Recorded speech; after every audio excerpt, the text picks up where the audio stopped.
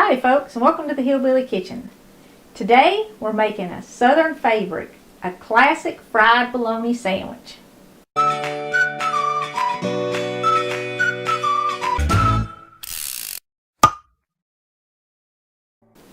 Now for a basic fried bologna sandwich, all you need is some good fresh bread and some bologna. Now you're going to want anywhere between 2 or 3 slices. It just kind of depends on how much bologna you want on your sandwich. And thick sliced is better than thin sliced. You can use pretty much whatever kind of bologna you can get. The regular stuff works better than the beef stuff, I'll tell you that. So let's go to the stove. Now this is another one of our beginner cook videos. And I'm asking all of my seasoned cooks who have been watching or been cooking for a long time to leave comments to maybe share some of your best kitchen tips with new cooks, and maybe just leave some encouraging comments. Maybe you could even leave some of your stories of your biggest kitchen disasters, because we all started somewhere and we all made more than one mess in the kitchen. But anyway, you want to turn your pan on medium, and I've already got my pan hot. And if your bologna has these red rings on it, you want to peel those off because that's plastic. You can use deli bologna, or you can use the pre-packaged stuff. Of course, deli's better, but right now we kind of got to use what we can get. And like I said, anywhere between 2 and 3 slices. It just depends on how much bologna you like on your sandwich. If all you can get is the thin stuff, I don't know that I'd really recommend doing fried bologna with it, because it's going to burn and stick to your pan. Even if you add oil or something to your pan, it's still going to stick to the pan, and it's going to make more of a mess than it does a sandwich. Okay, if you've never made fried bologna before, one of the first things that's going to happen as this pan heats up and this bologna gets hot is it's going to bubble up real big in the middle.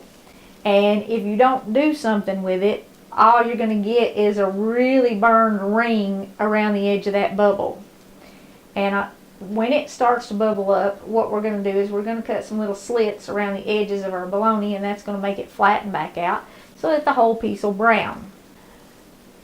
Now your bread for your bologna sandwich, you can, if you want to, grill it like we did with the grilled cheese or the grilled ham and cheese.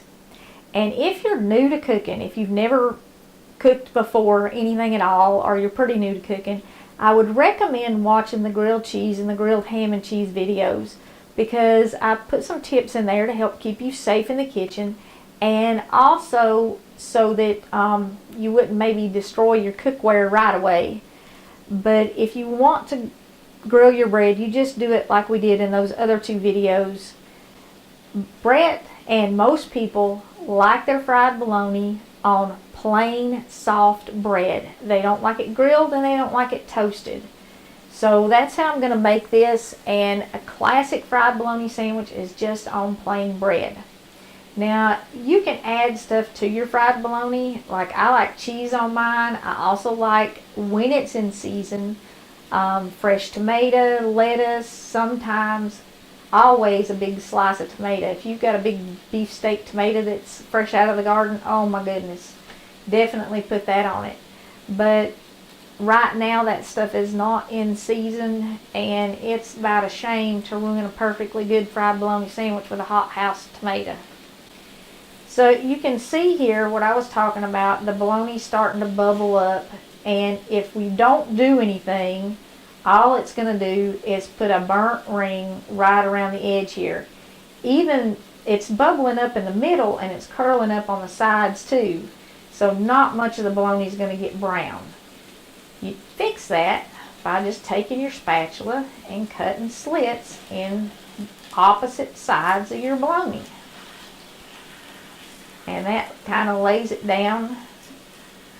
Sometimes you might even have to cut 3 slits. You might have a really curly piece of bologna, or 4. But if you need to do that, just cut however many slits almost halfway through your bologna is what you need to make it lay down flat. You also, as it cooks, you want to rotate it, because on this stove and with this particular kind of pan, the heat is not going to be even all the way out to the edge of the pan. So the part of the bologna that's out here is not going to get done, while the part of the bologna that's in here is going to get very done. So just make sure you rotate it about 180 degrees so that both sides cook evenly. And you might have to rotate it a few times. It depends on your stove and your pan. Mashing it a little bit with a spatula helps it make contact with the pan and helps it fry and get brown too. If you've never had a fried bologna sandwich before, I definitely recommend you try it. And like I said, Brett doesn't like his with anything on it except the bologna and the bread. I like a little mayo and a slice of tomato and some cheese. But you can dress these basic sandwiches up any way that you want. You can add lettuce, tomato, mayonnaise, mustard, hot mustard, stuff like horseradish sauce, pickles, onions, jalapenos, just all sorts of stuff, banana peppers, and really make some fancy sandwiches if you just know how to do the basic sandwich.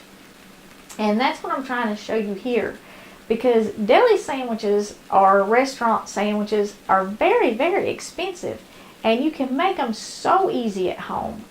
And once we start reopening and parents are going back to work and kids are left home, they're going to have to know how to prepare a few basic things.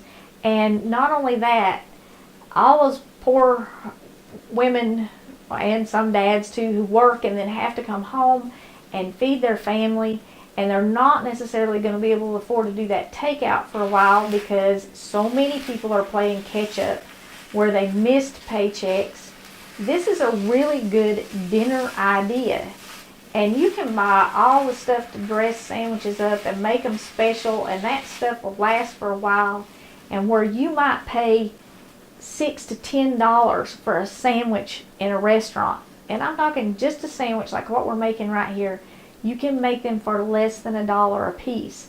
So you can feed a whole family for less than what one person would cost if you were grabbing it at a takeout place on the way home.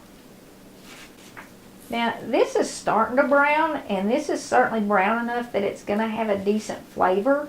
But as you make these sandwiches, you're going to have to determine kind of how brown you want your bologna, because as you brown it, the flavor changes, and the taste changes, and the texture changes. Brett likes his just a little bit browner than this. This is about average right here, and you do want it browned evenly. I mean, you don't want it cooked completely black. But you want it browned all over. Like right here, maybe that's not brown so good.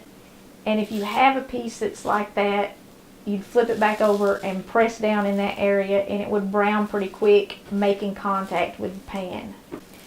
You really can't, if you're making fried bologna, you can't just throw the bologna in the pan or on a grill and walk away and leave it. We did a lot of fried bologna sandwiches during the time that Yesteryear's Deli was open. And I used to hate when I get a whole bunch of fried bologna sandwich orders in a row, because you had to watch them every single second or the bologna would burn. So this is something that you have to pay attention to while you're cooking it. You can't walk away and leave it and do other stuff, or you'll come back and you'll have, like I said, the bologna will be puffed up and you'll have those rings, and you'll just have a burned ring around the center of your bologna, which ruins it. You have to start over. And I would say this is probably one of the easiest hot sandwiches to mess up. Okay, you're just going to keep turning it like that until you get it as brown as you want it. Keep checking it, keep an eye on it. You don't want to leave it and go do something else. And here's another little tip. Cut one piece of your bologna completely in half. That's so when you put it on your bread, you can have a piece across the bottom that doesn't have a slit in it. Now the top is curved, so that's okay. My bologna is way bigger than this bread. That's okay too. And kind of crisscross it so that the pieces, the slit pieces overlap and you have an even amount of bologna on your sandwich. Don't forget to turn your pan off and move it off your stove eye. Okay, now like I said, you can dress this up. You can add some veggies to it. You can add cheese to it. You can add mayo to it, whatever you want. The classic fried bologna sandwich though, that's it right there. Soft bread, not toasted, not grilled, just the fried bologna on it. And how much bologna you put on it or how dark you cook it is up to you. In the comment section on this video, Southerners kind of take credit for this sandwich, and it's always been known as a Southern thing. I know we have viewers all over the world. I'd really like to know how many places in the world and in the country that y'all enjoy fried bologna sandwiches, or you've had them before. Some of you may have never even heard of them before. But in the comment section, leave those tips for new cooks. Leave your crazy kitchen stories, and tell us where else they eat fried bologna sandwiches. If you haven't had this, definitely give it a try, even if you're not a fan of bologna, because frying it changes the taste. Changes the taste and the texture. It's totally different. You should try it at least once in your life.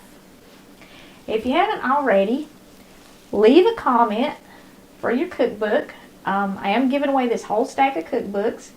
Just in the comment section of any video on the channel, leave the Hillbilly Kitchen Verses and Vittles. The cookbook's available on Amazon. You can go to Amazon and search it, or there will be a link in the description of the video. But I'm going to be giving away at least one cookbook a week, and all you need to do is leave a comment, and then if your comment is drawn, and I do random drawings, you'll have to give me your address and I'll mail this out to you. And also, if you haven't already, don't forget to click like and subscribe. You do need to be a subscriber to win the cookbook. And until next time, remember to put God first.